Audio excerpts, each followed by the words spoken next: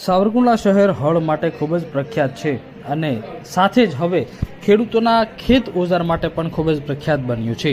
સાવરકુંડલાથી Africa તેમજ તાંઝાનિયા સુધી હળની નિકાસ કરવામાં આવી છે. મારું નામ છે માથુકિયા જિગ્નેશ ભીમજીભાઈ. મારું મૂળ ગામ વિસાવદર તાલુકાનું કાલાવડ ગામ.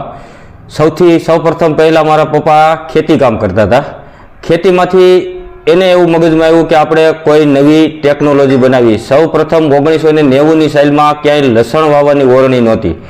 ત્યારે સૌપ્રથમ પહેલી ફેરું મારા પપ્પાએ હાથેથી બનાવટ કરી અને લસણ વાવવાની સૌપ્રથમ ઓરણી બનાવી ઘર માટે બનાવી. એટલે ગામના ખેડૂતો જોવા લાગ્યા અને ખેડૂતો એમ કહેવા લાગ્યા કે અમારે બી આવું ઓરણી જોઈ છે તો અમને બી બનાવી આપો.